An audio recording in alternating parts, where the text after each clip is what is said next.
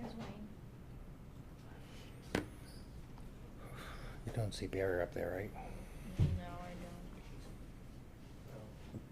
don't. Who's the sign to the Bourne? That's like a John York sign. Oh, okay. Joe's iPad. Okay, excuse me, being 7 o'clock, we'll call the Finance Committee meeting to order. If anyone in the audience is recording or videotaping, they need to acknowledge such at this time. Use of flash photography during Finance Committee meetings is prohibited. If anyone from the public wishes to access the meeting, they can do so by calling the following conference line, 1-929-205-6099. Zoom meeting ID 859-5106-4466, password FINCOM, all capitals FINCOM. The Zoom chat will not be monitored. Participants who wish to speak must raise the hand icon until the chair asks them to unmute. All items with the meeting agenda are subject to deliberation of votes. And first item is, the next item is any absent members, which we have none. So is the town clerk here? We're going to give him an opportunity to move up. Hi, I'm going to be presenting on behalf of the town clerk. He doesn't feel comfortable doing the presentation over Zoom, if that's okay with the committee. Yes, so you don't have many items and you're late in the agenda? Yes. Okay. Would anyone object to hearing item 5 next? No objection. No objection. Thank you. Okay, you can go ahead. So at a meeting with department heads, the budget was discussed, and at the time, Marlene suggested that we look at fees. I immediately went back to the office and took a look at the two main fees that come into the town clerk's office. The first being dog licensing, because January is the month that we expect everybody to come in and license their dogs.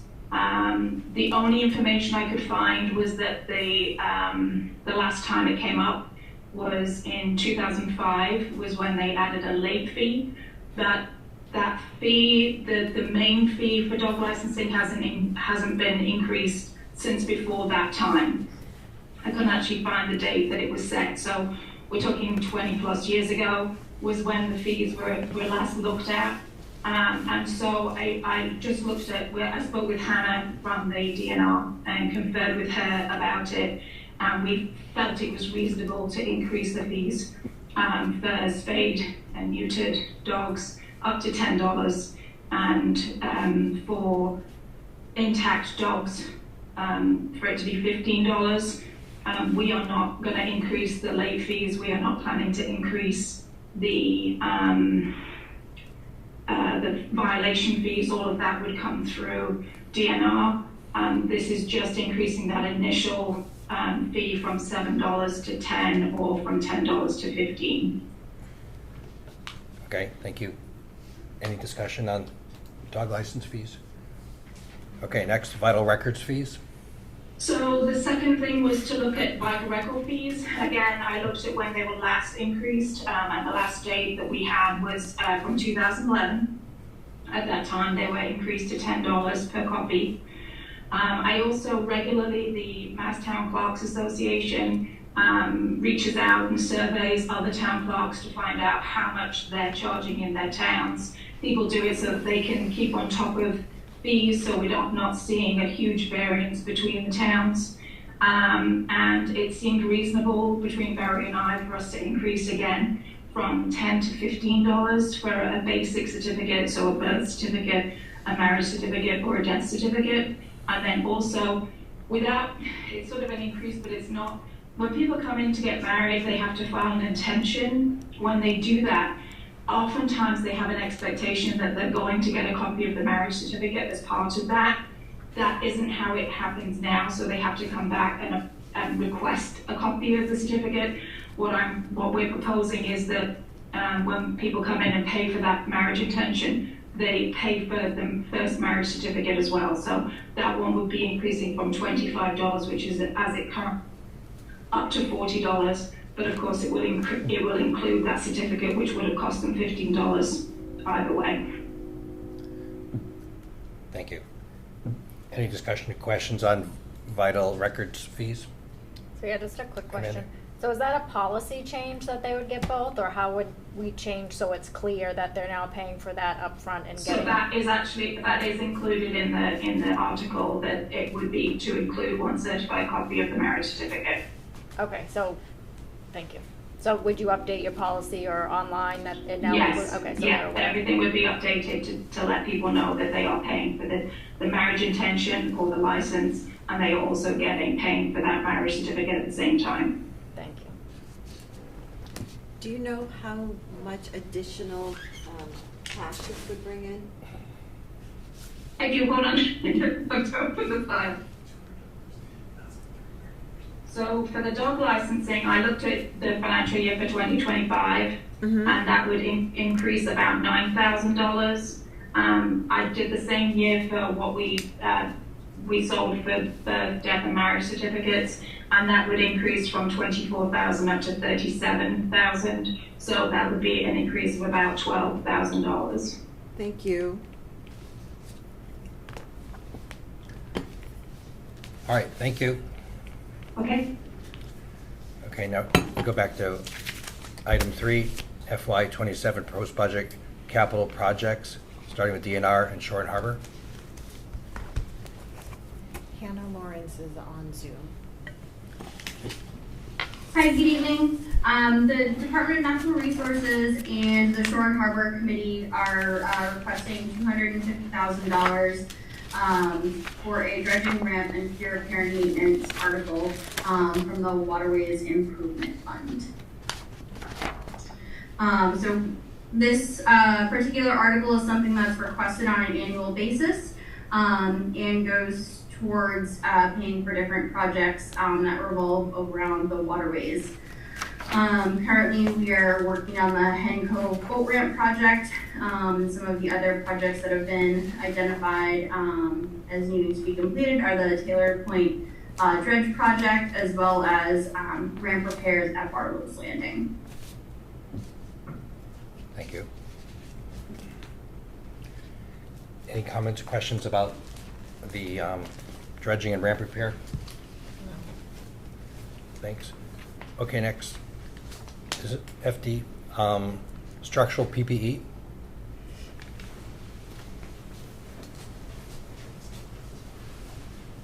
Hi. Good evening. Dave Palonzi, Sagamore Beach, Chief of Department for Bourne Fire and Rescue. Thanks for having me tonight. First item that I have on capital is a request for $275,000 to purchase 48 complete sets of structural PPE, our personal protective equipment, one for each employee. 5 years ago, the town elected to purchase a second set of PPE for all of our employees, and our original set that we had is coming up on its 10 years of service life. So what this means is the NFPA requires gear to be retired after 10 years. So we have the two sets. Our initial set, as I said, is coming up on 10 years old. We use that. If we go to a fire, we have to take that and decontaminate it, run it through a washer and a dryer. If we didn't have a second set to be in right away, that wouldn't be able to be washed until after our shift ended, and our employees would be exposed to products of combustion with carcinogens in the gear. So what we do is, with this set, we will take the current backup set, put that into primary use, and this new set will become our backup gear. Makes sense, thank you. Does each firefighter have his or her own? Yes. Yep, it has to be custom fit to them, because that way it fits appropriately, so that's why. Yep. Thanks. All right, any questions about the PPE or comments? Thanks. All right, and car 4? So car 4. Car 4 is our fire prevention vehicle. It is currently a 2014 Chevy Silverado with over 120,000 miles on it. What this vehicle is, it started out as a shift commander's vehicle and then was handed down through the years. Our fire prevention officer, the position was unfilled for many years, and with that, we never purchased a new vehicle for that position. The fire prevention officer typically spends a majority of their day in that vehicle. It's their mobile office. And it's set up for two purposes. One, the fire prevention inspectional side, and for the emergency response side. So again, this person is spending a big chunk of their 10-hour day in this vehicle, and we need something that's a little bit more reliable, a little bit safer. Everything that's in there for tools and equipment is just in the back of the truck, back of the SUV, in the passenger compartment. So all that gear, tools, and everything else is just in there. Our department, this year, with this current fiscal year, we're purchasing pickup trucks now for all of our response apparatus like this. That way it gets all of that gear and tools in the out of the passenger compartment into the bed. So it makes it kind of safer. And again, this position's never had its own car, and they're in the car all the time. So this will kind of give them what they need to be in their mobile office. I'm sorry, is it a car or a truck? We call it a car, but it's a pickup truck. It is a truck. Yeah, Okay, all right, I'm yep. sorry, I heard Nope. both. Yep. Okay, thank you. Sorry about that. Thank you. Any questions, comments? All right, thank you. Thank you.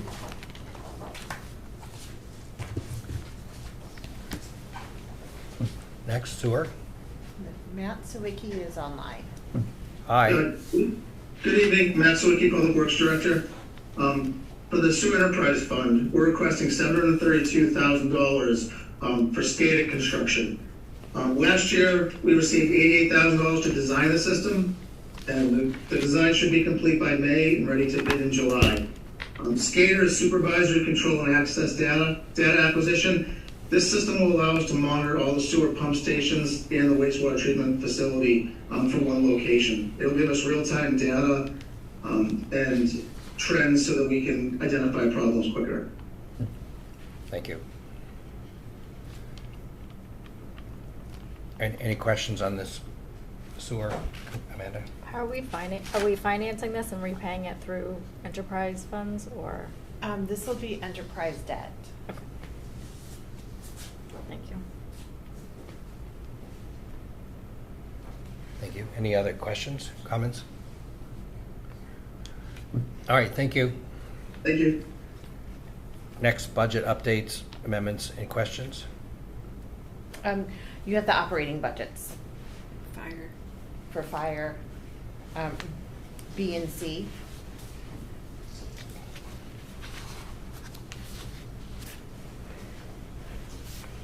Thanks again.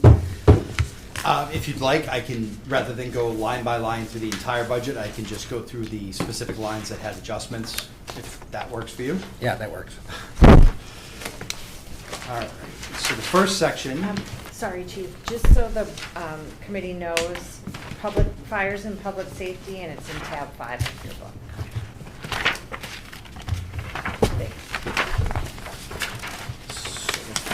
first section that I'll address is the 5100 lines, the personal services. Pretty much 5111 through 5114, that's all our salaries. All those increases are contractual. Out of grade, line 5119, we increased that a little bit just to offset some of the salary adjustments, and that's salaries that are paid when anyone works a rank above their normal rank. Clothing allowance, I was able to drop some money out of that to better align with our current collective bargaining agreement, so I made a little bit of a cut there. Over time, we increased just to offset the contractual increases. So that's $92,000 to increase that line. Holiday pay, we were able to reduce that a little bit. We've had a little bit of employee turnover. Some of our higher paid salaries have retired, and we're filling those with junior employees, so that's why we were able to reduce that line. Longevity, we increased 5141. That one we increased by $1,000, again, to offset those employees that were getting their longevity now. Our call firefighter staff, line 5193, we reduced that by $4,000. We've had some turnover there as well. We have less employees, so we're not using as much out of that line. So,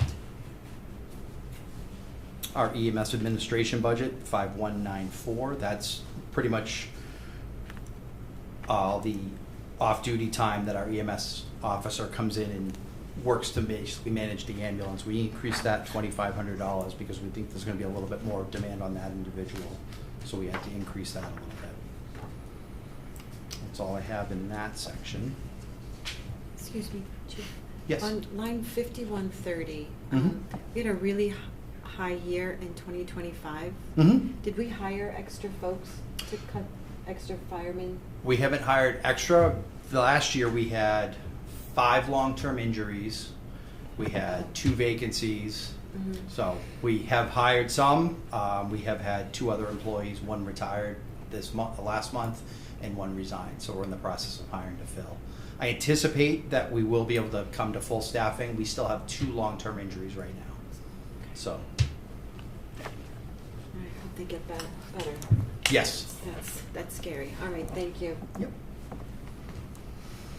Under the 5200 lines, the purchase of services, the first one I was able to reduce some was 5246, our machine repair contract. We reduced that by 7,000 because we've had lower than anticipated usage of that contract. So we were able to decrease that line. And the big one in that line is 5326, county dispatch. We didn't have final numbers until halfway through January, and the sheriff's department has increased the budget, increased our fees for dispatch significantly. So that was an increase that we did not anticipate having right off the bat. So that's the biggest expense at this point.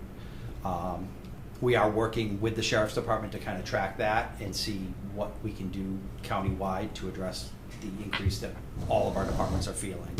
And that's all I have for now on that one. This is an allocated cost? That's a fee for service, so they charge us for that. There's 2 parts to it. There's the dispatch fee and then an emergency medical dispatch fee on top of it. That fee is typically offset through a grant through the state 911, but I budget for it in the event that the town's not successful with the grant.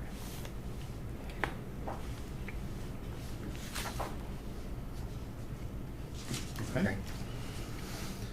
Moving on, in the 5400 section for supplies, our medical supplies, 5500, that is basically everything that it takes to run our ambulance service outside of, salaries, all our equipment, supplies, and everything. Historically, we increase that line 2 to 3% every year because that's always an increase in costs for medical supplies and equipment. I level funded it, actually dropping it about $600. I believe we can absorb that and not have any issues with it. But this is the first time in several years that we haven't increased. The other section in there, 5579, infectious disease control, that is our cost for vaccinating our employees. And historically, we've come under that, so I was able to decrease that by about $1,000. The only other change in our budget is under the 5700 line, other charge and expenditures, 5795. That's our hazardous waste contract. What that is we have a sterilist machine that sterilizes and grinds up and disposes of medical waste for both the department and for citizens. We got that through a grant, and we increased our budget in that line for getting rid of equipment, the medical equipment, and I think we'll be able to absorb a little bit of a decrease of $2,500 because we budgeted high, not knowing what the expense was going to be. But that's one of the places I think we can cut. Thank you. Pretty much what I have. I basically level funded as much as I could and made some strategic cuts that I'm confident will not impact our services. Thanks. Any questions or comments on fire department budget? Thank you.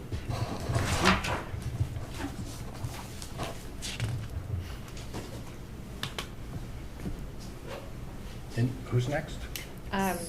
Sewer, which is tab 13.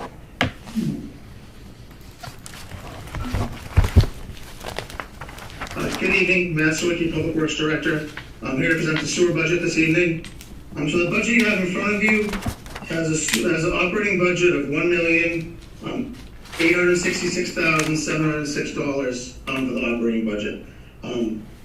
Of that, it's a $253,513 increase. Of that increase, $13,250 is personnel, and the remaining increase is supplies and services, including debt. I do want to preface one thing before we get into the budget.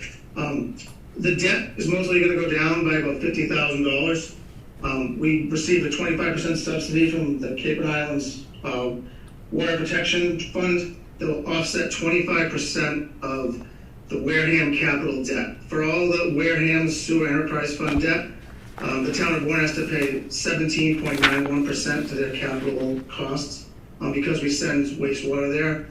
So that reduction will be seen in this budget when the final budget comes out. So the increases we have in section 5100 on page 442-1, there's a 1,037 increase of contractual obligation. 5112, there's a reduction of $2,278. That's a new employee, so they have a lower salary to start out with. $11,491 increase in section 5116. That's a contractual obligation for the laborers in the sewer department. 5130, that's overtime. As in with the facilities and DPW budget, we added a 7% increase to this line item to offset recent contractual increases, so we can still keep the same services with the overtime. An increase of $200 to 5141, which is longevity, that's a contractual increase. In section 5200, we have a reduction in electricity, a $10,000 reduction in 5211. Based on historic data, we feel as though we can return some money to the budget in that line item. We have a $200 increase in 5213. That's energy and other fuels.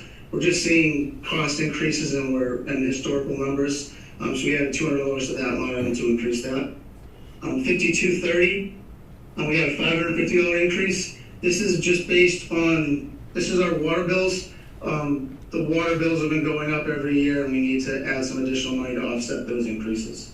5318, that is the services for waste removal. That's the fee we pay Wareham every year. This year that fee is $475,475. That's an 11,590% increase. That's a 2.5% increase that's contractual with Wareham that we have every year. In 5351, we've asked for a $20,000 increase. The current operations and maintenance contract for the wastewater treatment facility is expiring in May. So most likely we'll have a new contract for the next 3 years. We're assuming those costs are going to go up. So we've asked for an additional $20,000 to offset what we believe will be the additional costs. The next increase, if we move to page 42-2, the capital assessment to Wareham. We currently have an increase of $129,970. That is for the capital projects. We're estimating that that'll probably go down to $94,175 based on the 25% subsidy. So this is one of those line items that I spoke about at the beginning. I have a quick question on that. So is that for the life of the debt, or is that for a shorter term, like 5 years, 10 years, or? So the 25% is for the life of the debt. Okay. There's that particular project. There's 2 phases to it. The first phase is a $16 million debt, and the second is a $20 million debt. The current 25% subsidy is only for the first $16 million. We'll be applying for it for the $20 million in hopes of getting it. But that 25% is for the first $16 million of the debt. Okay, thank you. The next increase we have is for the principal debt for the current wastewater treatment facility and the grinder pump project. That's an increase of $86,249. And the interest is increased by $97. So those are the increases we have for the budget. The total, based on the recent numbers we have for the debt, I believe the operating budget will be finalized at $1,818,900. That's a reduction of about $47,806 from the budget you see in front of you. When we do have I don't know if it's not on this budget, but we do have our indirect costs. They're currently estimated at $181,283. That's an increase of $12,799. I don't believe that's in this packet, but those are the numbers we're working with currently for the budget.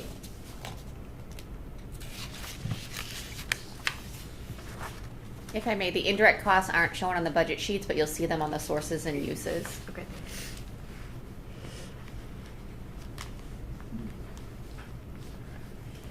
Thank you. Any questions or comments on this sewer budget?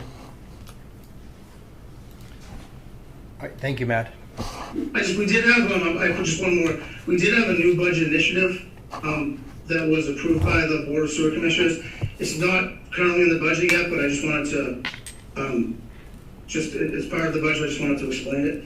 We're asking for an increase of $30,550 to the operating budget. What this is going to be is we have to do infiltration and inflow inspections of the sewer system. We need to camera the system and clean the sewer mains. We haven't been doing that. This was originally kind of a capital project on the capital plan. We feel the way that was designed was one company would do the inspections and then do the repairs. What we would like to do is make it part of the operating budget for the inspections, and we actually have an idea of what the repairs may be or fine. Then we'll bring another capital project to the capital committee, to the town for the actual repairs. So this is something that the Board of Sewer Commission did vote in favor of to add to the operating budget. Amanda? So I just want to make sure I followed what you were saying. So instead of having sort of a third party come in and do the assessment, you're saying you're asking this money to sort of do it yourself? There'll still be a third party that does it, but instead of them telling us what the capital repairs will be right away, the way it was going to be like a $500,000 project where they would camera and do the repairs, but we would rather do the investigation work first with a second party and then bring the projects to you as needed, as opposed to one lump sum. And this will take about 5 years to do the whole system. We're going to slowly kind of pick away at it, and then it'll just be, we'll start over again in 5 years and constantly be investigating the system and cleaning the mains. Okay.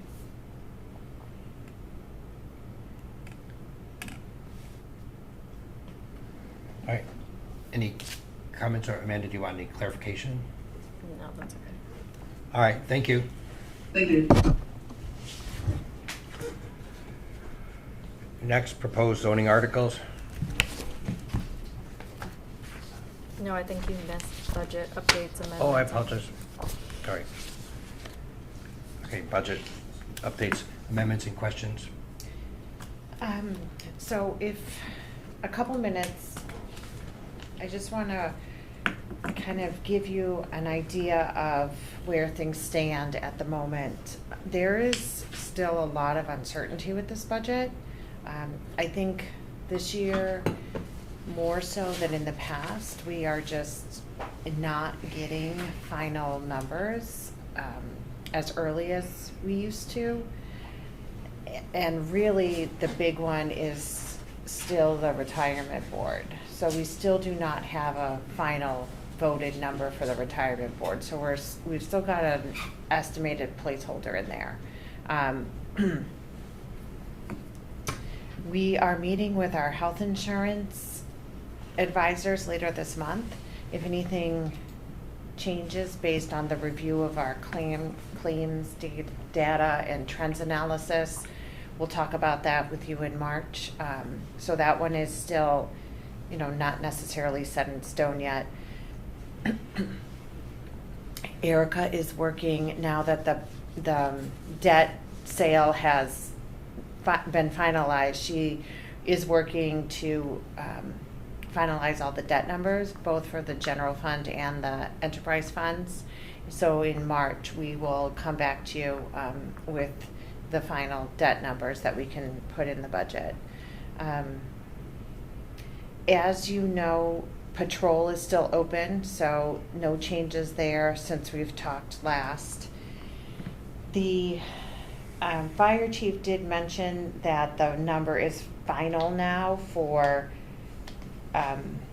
county dispatch, And you'll see that in tab 2, the sources and uses that the select board voted. If you look at that, at the bottom line, that approximately $70,000 increase for county dispatch is showing as a deficit right now. So that is a final number that we have plugged into the budget. So we're out of balance by about $70,000. We have received the preliminary cherry sheets, and those are causing us some concern. And we'll have to watch that carefully as it develops through the state budget. But I did receive a phone call last week from Superintendent Forget at Upper Cape Tech, and he will be at your March 16th, I think, is the date, meeting for your budget hearing.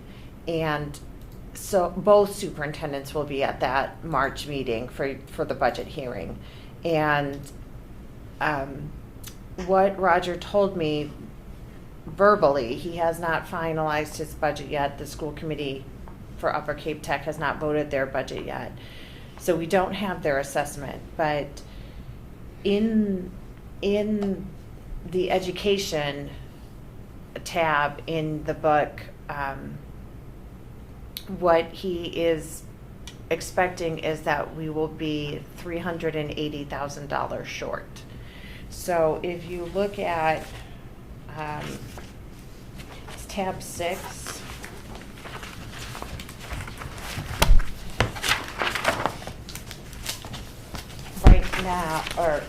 Right now, what we have in the proposed budget is an increase of $218,589. $218,589 is the increase that, based on the data that we had at the time when we were building the budget, that's what we've budgeted for the increase.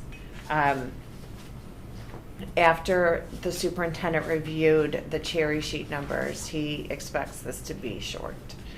So $380,000 is a significant gap. So the select board will have to talk about how to fill the gap in that assessment. Likewise, with the cherry sheets, although the local aid did go up, both for unrestricted general government and for education, even though the local aid went up, the assessments went up more. So the local aid is the money that the town receives. The assessments are essentially the money that the town pays. And the assessments for retired teacher health insurance, school choice, and charter school reimbursement are the main drivers of that. So if you remember, when we've talked a couple of times, when we build the budget, our assumptions are that state aid and the cherry sheet numbers are the same as last year. So that is not the case. And although the state aid number went up, the assessments also went up. So that's opening up another budget gap of approximately $350,000. So we are at a point where, you know, if these cherry sheet numbers hold throughout the Commonwealth's budget cycle, we have a significant budget gap before town meeting. So I want you to be aware of that, and we'll obviously continue to provide updates. The cherry sheet numbers, you know, they can change. They're probably not going to change by hundreds of thousands of dollars. But at this point, I'm not comfortable putting together and making public a plan for budget cuts until we have more firm numbers. The state budget is only the governor's proposal at this time. The legislature hasn't done anything with it yet. So as that process unfolds, we'll have to see if these shortfalls change in any way and put together a plan to balance the budget before town meeting. Thank you. Is that Upper Cape Tech, 380,000 plus the estimated 219, or? Yes. Yes. So they'll need this plus approximately another 380. Any comments, questions? So is that number, the total number, is that, I know there's some kind of formula, but how much of that depends on how many Bourne students go there, and some are just built in?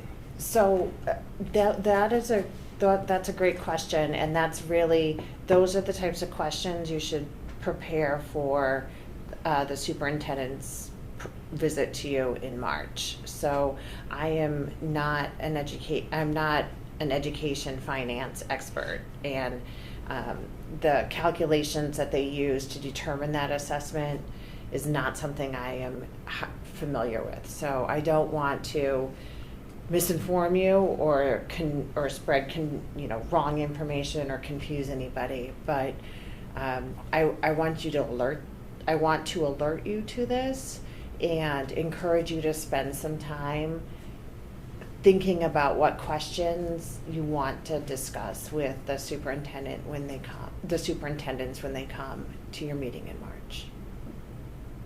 Thanks. Will we have a better breakdown of their budget than just the single line?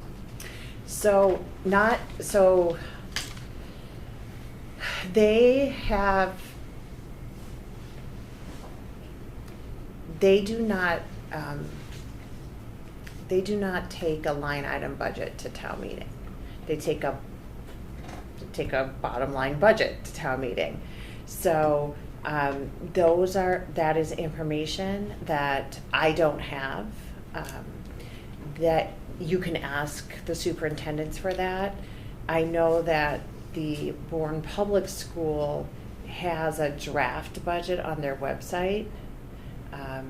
I have requested a draft budget from Upper Cape Tech, but until the school committee votes it, I won't receive it before the school committee votes it. So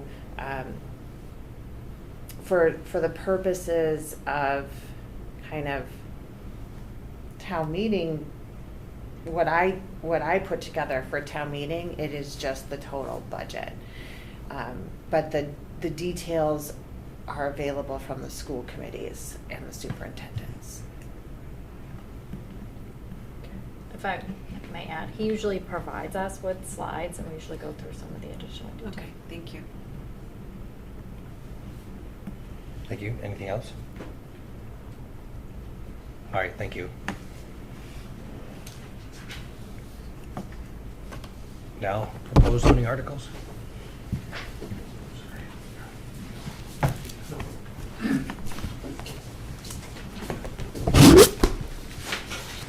Good evening, John Duggan, Planning Board Chair. I'm going to ask Sean Lewis, our Assistant Town Planner, to present the zoning articles. I did want to just mention that the first two articles we only received in December, and we have not had time to really evaluate the best approach. But we did want to ask to come before you now just to give you an idea of what we're working on and give you an update as of today. And we're not looking for any money. I'd like Sean Welcome. Lewis, please help.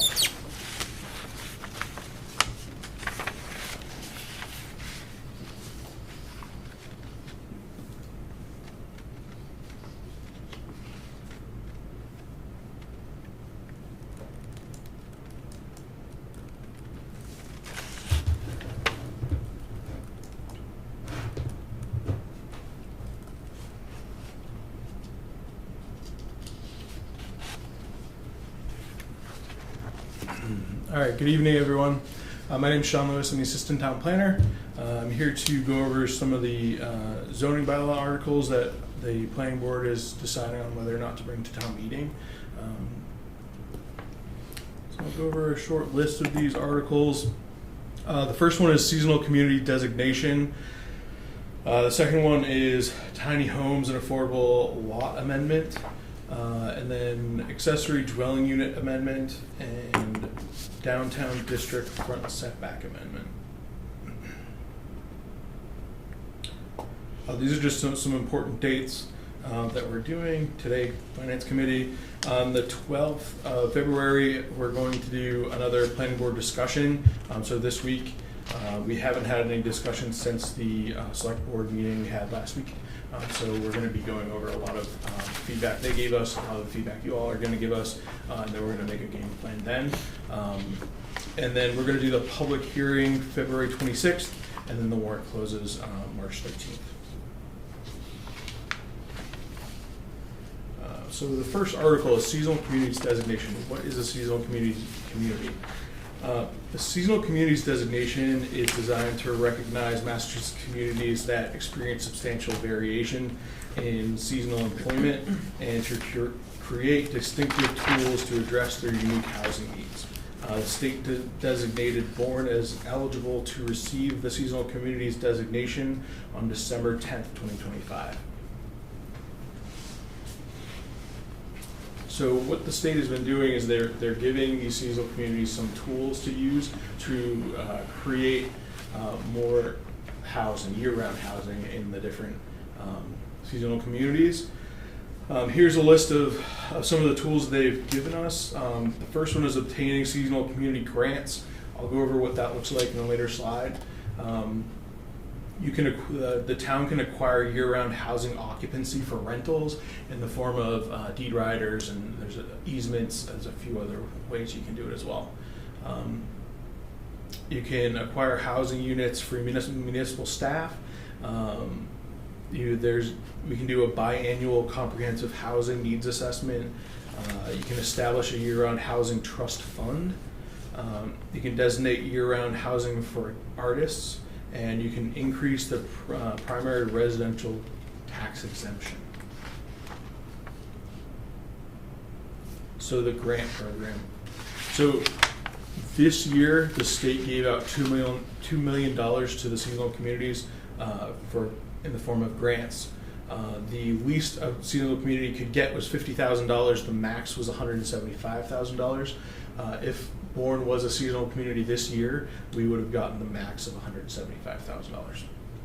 Next year, as it stands right now, the next year it's going to be $2 million, but they've added, I think, there's 42 communities that are eligible for this designation. I think there's only 14 that have actually voted the designation in, but that will increase next year. So I don't know what the money will look like next year. But what you can do with that money, you can use it for planning work. You can do housing needs assessments, zoning updates, local planning for new housing.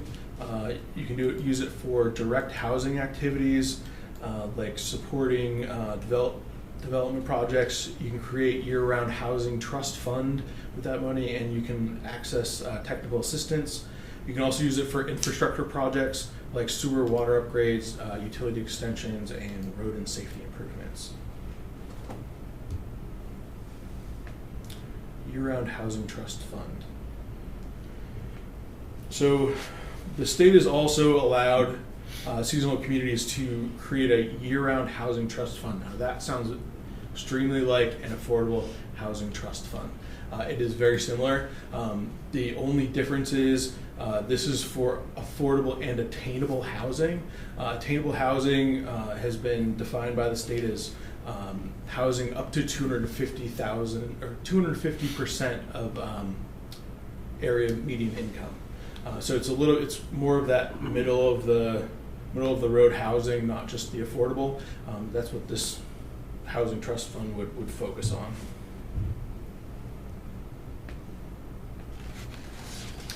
Residential tax exemption. I'm probably not the person in this room that should be talking about this, but I'll go over it really quickly. Bourne is not part of this program. It would actually have to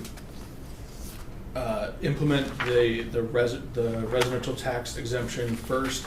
It just increases the amount that you're allowed to go. You're allowed to go from 35% to 50%, and then this is a list of the communities that are using that tax exemption right now. And again, all this stuff is you're allowed to use it. You do not have to do any of this. So the two things that a seasonal community must do to get the designation, they have to make two zoning changes. A seasonal community must adopt local zoning to permit undersized lots to be used to create attainable year-round housing, and it must allow for the construction of tiny homes to be used in year-round housing. We were going to bring this article to town meeting, but with the recommendation from the select board, I believe the planning board is leaning towards keeping this article off the warrant and saving it for later. If the town decides that they want to become a seasonal community, we can do that. We have a 2-year gap where we can implement this zoning, and we can do that later on. But I'll go through this a little bit of what the changes we would have to make would be. So tiny homes, what a tiny home is, defined by the state as a detached structure containing a dwelling unit with 400 square feet or less in floor area, excluding lofts. Now these tiny homes still need to meet local and state building code regulations. They have to be year-round. They need to meet all septic regulations, setbacks, all that kind of stuff. It has to be a primary use of a parcel. This is no different than making a regular ranch. It's just a small house. It would have to be a primary. It cannot be an accessory use to a separate dwelling.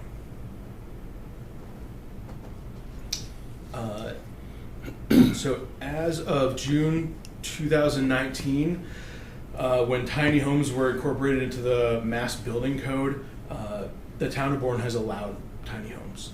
We allow them right now as primary uses.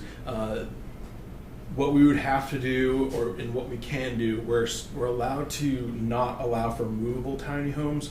Currently in the bylaw, it states that you can't have a home on a trailer unless you're within a mobile home park. So that's already within our bylaw. We would just have to clarify the allowed use and make sure that it's year-round use only. That would be the major change. And then affordable lots. So we just got clarification from the state last week.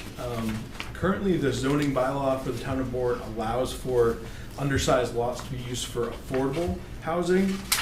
What we would have to do is also allow that attainable housing as well.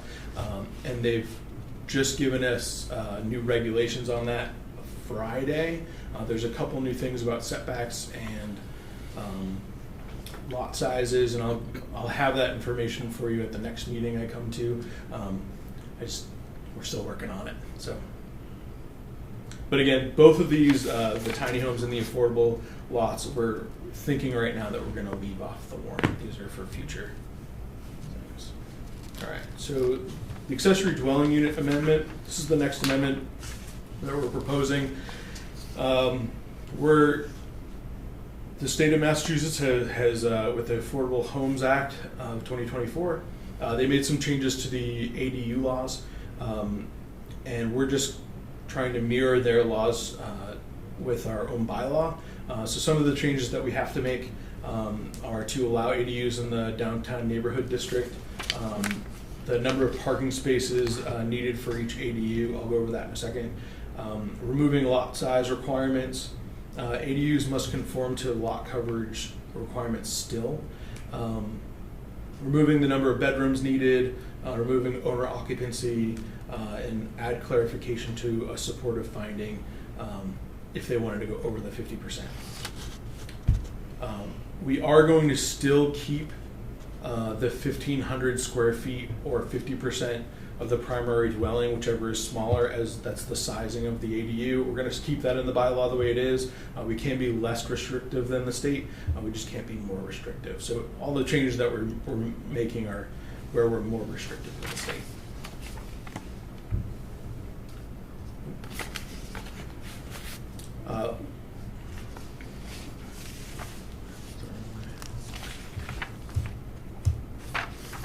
So when I was talking about parking earlier, one of the state's new laws is any ADU being built within a half a mile of a bus station does not need to have a parking space.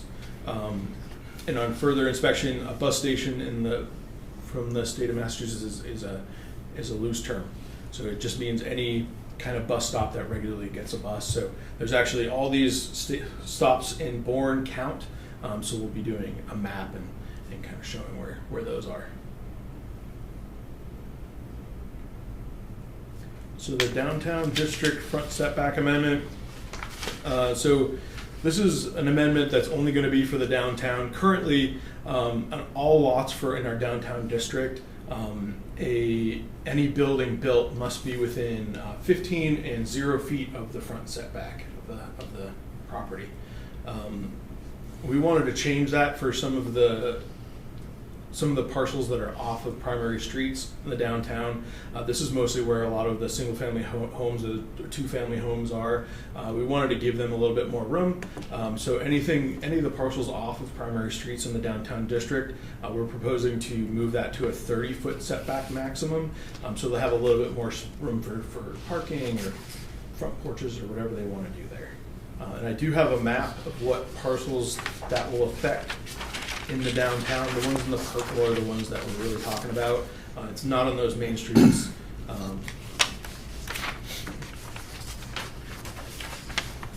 And that's it. I'll take any questions.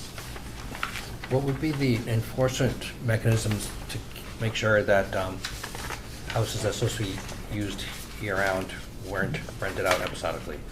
Yeah, so there is, we don't have one currently, and we would basically put it in the conditions of the decision. That's what we do now. So we don't have an enforcement for that. There is a state registry, but that's all we really have. So would it be that the building inspector would be the enforcement officer? I believe so, yes. Thanks. One question. Amanda? So could you explain this tax exemption? So this is the normal tax exemptions we offer? Is that a higher percentage for like elderly workup? What is this? They're a little different. Actually, You guys want to do yeah, it? That'd be great. Yeah, because we have not adopted this. Yes, this And we is don't not something- recommend adopting this. So that's why I'm a little worried. Yeah, this is something that, so at every tax classification hearing, the assessor does address this, and historically, and it remains our recommendation that we not adopt this exemption. Mostly because our revenues would tank. Yeah. Yes, okay. That would shift the burden to a smaller percentage of Right, exactly. residents or Thank you. non-residents. Okay, so, sorry, it works, you can have a reduction for the year-round, you can't increase the rate for seasonal residents at the same time? It would be similar to a commercial rate where it would just shift it Yeah. to the seasonal residents to give the year-round residents the tax break. Yeah, you don't change the rate. It's a split rate, but not a residential commercial split rate. It's like a year-round resident versus seasonal residents split. So,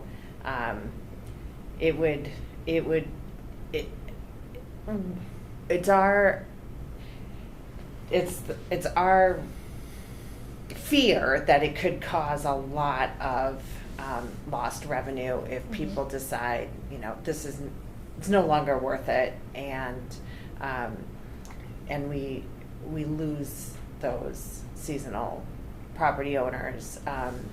And then the base of the year-round residents is only being taxed at a lower percentage. So there's a lot of risk involved in doing that.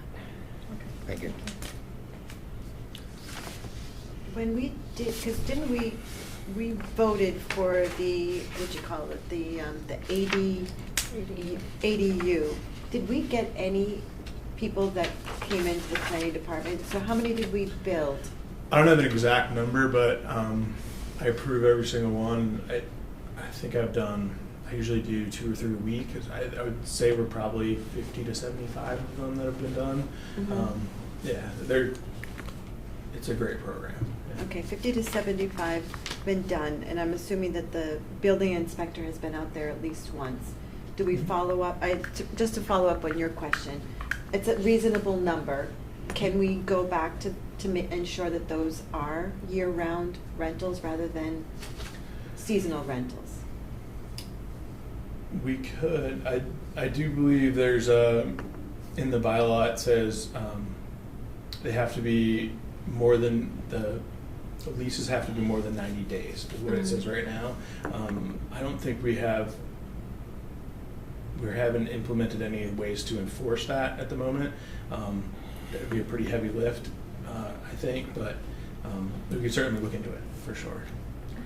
Okay. Mr. Chair? Yes. Sean, excuse me, John Deckard again. The ADU was a minimum 90-day rental, and part of that is because of the summer workforce needs that we have. Both the tiny home year-round, ADU 90-day, there really isn't it's the honor system. It's virtually impossible to police. When an ADU was permanent, it's permanent the same as any other structure with all the inspections, including an occupancy. Some people had maybe unpermitted spaces. They had the opportunity to have safety inspections and have them redeclared as a viable ADU. But it was intended to be available for not Airbnb. Right. It was meant to be smaller homes and lower cost because of that. That's the hope for, Yes. yeah. Yeah. Okay. Thank you. Thank you. Marlene? I will say the enforcement is a real concern. We have 2.5 positions as inspectors, and given the new projects that are coming in to be reviewed and inspected, there's no way that we could go back out on a regular basis and enforce these in any systematic way. Thank you. Do you know if most seasonal communities adopt, if they've been offered adopted? I mean, these are all great programs, but there's nothing except for the grant that we couldn't do on our own, correct? Mm-hmm. Yeah, the explanation on the meeting that we had the other night with the state was you wouldn't have to do a home rule petition for any of these. But I mean, I think we're looking for the grants for the housing. I think that's the big thing that we're looking for. But it's up to the town whether they want it or not. So. Thank you. Any more questions, comments? Well, I'm just worried this become like the MBTA zoning, where they come back and later say, now you have to do it because you've accepted it. Yes, I've had other people express that as well. It is stated in the rules that you're allowed to get out of this whenever you want. So as soon as they say, hey, you have to do this other stuff to stay in, we have the ability to vote ourselves out of it. And we have that 2 years to say, yes, the town wants to become a seasonal community, and then we have 2 years to adopt the zoning that they want to change. So within that 2 years, if something changes, we can back out. So if we accept it, we have to accept the zoning within those 2 years? Or? Within 2 years, yes. Okay. But not the residential tax exemption? No, those are just tools that you can use. These are just it's just the tools, tiny okay. homes and the affordable lots. Oh, okay. That's the only one. It's the only we two that you have have to do. that you have to. Okay. They just came out with new regulations on Friday. most of it was just explaining more in more detail the affordable lots. Yeah. So I'll have that in my next presentation, what those changes are. And could, oh, sorry, go ahead. Oh, I'm sorry. In the affordable lots, it's an undersized lot, but does that mean it's a lot that doesn't have anything on it? Correct. So it was do we have originally. Do we have a lot of those? We have 100 of them. I checked the other 100. day. So we have around 100 of them. I didn't check if they all had the correct frontage or anything like that. I just looked at the size of the lot, so it's probably less than that, maybe 75. But these lots have to be created when the zoning. Say if it's an undersized lot, it had to be created when that zoning allowed it to be buildable. So back 20 years ago, it was created. The zoning was correct then. Now it's not. We have about 100 of those lots that aren't buildable now, but they would be buildable for attainable housing on these lots. All right, thank you. Yeah.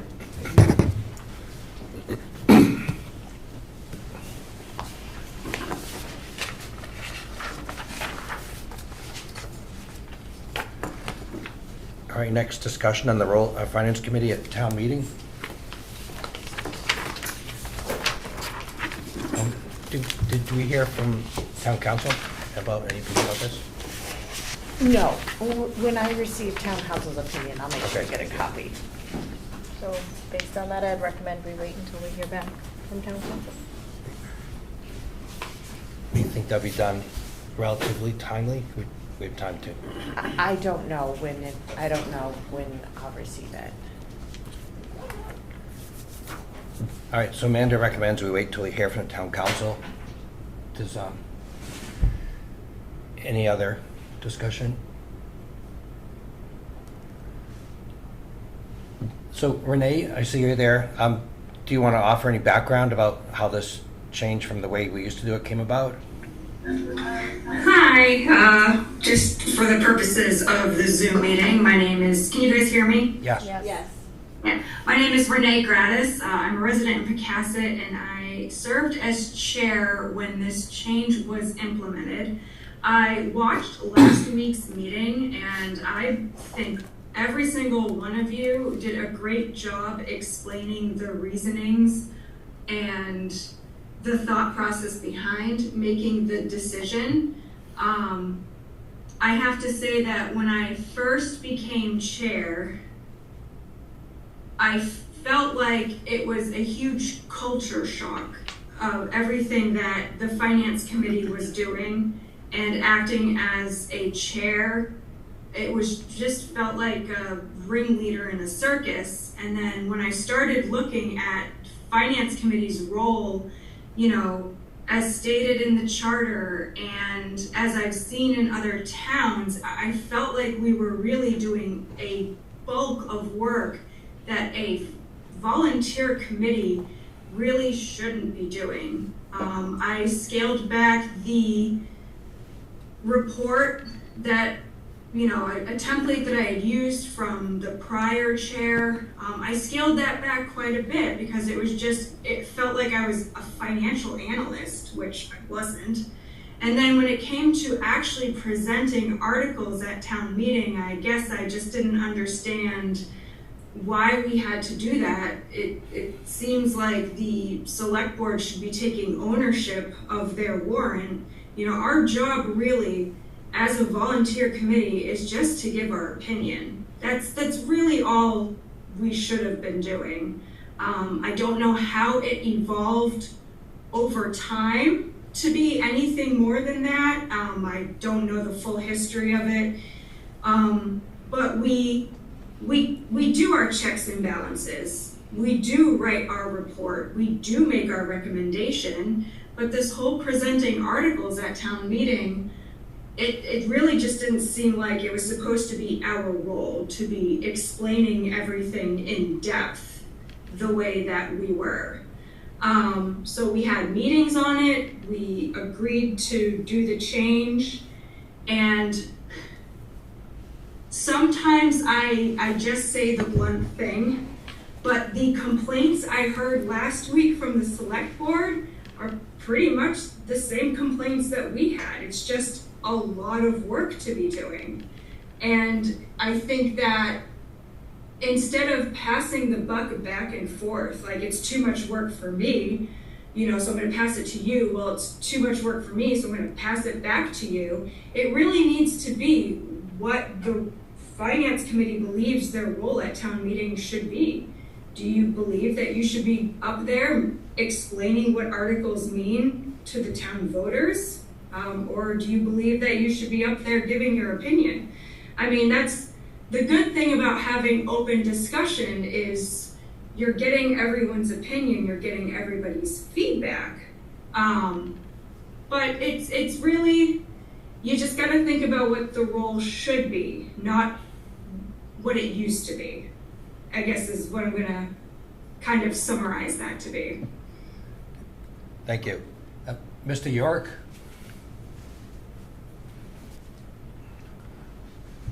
Yes, thank you. For the record, this is John York, a resident of Katomet. As a long-standing, I will say, member of town meeting, all residents of the town are potentially members. The ones who show up are the members of that town meeting. It's my understanding that the Finance Committee is a committee of town meeting. It's appointed by the moderator for a reason, because the moderator is appointing a committee that's a function of town meeting. I believe the reason that, as to feed off of what Renee was saying, stop thinking about the past. I think we do need to think about the past. I don't know if the charter changes that picture that I just described or not. And maybe with a charter that overrules the traditional function of the Finance Committee as a committee of the town meeting. It's just like when the US Congress has different committees, and those committees take bills and mark them up and bring them to the committee of the whole. That would be town meeting. So I think the reason traditionally that the Finance Committee made the recommendations is that it was really their task as a committee of the town meeting was to report back to town meeting with a budget and recommendations. So I think you should figure that in there. As a resident of town, I'm very disturbed to see the select board or somebody who's not a function of the town meeting making those recommendations to us as town meeting voters. And I'll just leave it at that. Maybe or say one more thing. If town council is looking into this and going to give you information, it would be, maybe I'm way off the wall on that, maybe I'm not. It would be good to hear what town council has to say about who you're a committee of, who you report to. Thank you. Thank you. Well, to clarify, we do give, either way, we give our recommendations to the town meeting, as you said. So a couple weeks ago, someone from the select board said that we, as finance committee members, had more access to town staff. Now, we should, if we want more information from anyone, town employee, we should go through you, right? You don't have to, the select board does. I mean, I'm happy to help coordinate for the finance committee, but the select board, but the charter's very clear that the select board cannot work directly with the staff. The select board has to work through me. The finance committee, the staff is available to you to speak with. Directly without going through you? Yeah, you can speak with them directly. I'm always happy to help arrange that, but you can call them up at any time. Thank you. All right, go ahead. We can call them as a committee or as an individual? You can't, if you're acting as a committee, it needs to be a meeting. And but you can represent so if you speak amongst yourself and there's questions that that the committee wants, like you to investigate on the article that you're working on, then you can say, I'm the finance committee person who's working on this article. Can you answer these questions for me, or can you help me understand this? Okay, thank you. Any more discussion until we come back to this? No, I'd like to hear from town council, and then depending on what he says, maybe we can have another, maybe workshop meeting about it and discuss possible. Okay, path thank you. forward. Thanks. All right, next is the next meeting. Now, as you may know, we're down to 5 members, and we need 5 people to be in attendance to meet. And at least one of us can't make it on March 2nd. Okay. I So- can't either. Okay, before we go too far into it, as far as you know, this is the schedule as it is now. March 2nd, 13, no, that's not for us. 2nd, March 16, 30, we'll go that far. Anyone else know they can't make it on the 2nd, 16th, or 30th of March? Or any other time, because we could move potentially that March 2nd meeting to a week before, if it would work for whoever presenting us at the time. That would be the week after President's Day. March 2nd. So you're both out March 2nd?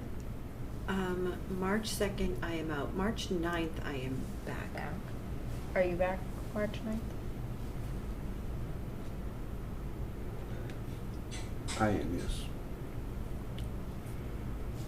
So potentially could go the week before or the week after. I can't do the week before the 23rd.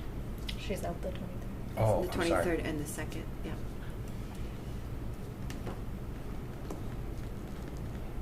But then I will be back on the 9th. So this kind of thing with deadlines pending would not qualify us for a meeting under the rule of necessity? You still have to, no, this is not a, this would not qualify you for a rule of necessity, no. Can we do it at a different time on the 2nd? Or are you out? I'm just not here. You're not here, okay. Does the 9th seem to work, Marlene, as far as you can tell? I'm available on the 9th. I only need you, Marlene. I don't know what you. Is there anyone here that knows he or she won't be here on the 9th? I'm available. Okay, thank you.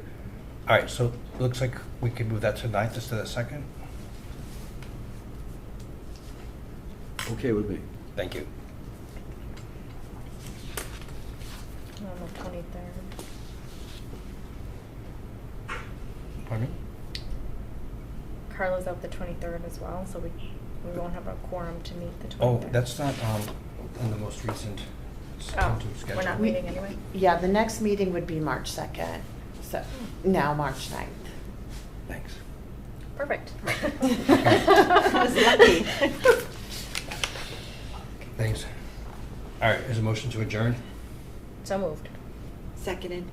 Beat you this time. Okay, motion made by Amanda, second by Carla. Roll call vote. Wayne? Yes. Carla? Yes. Amanda? Yes. Yes. Tom? And I vote yes. Thank you.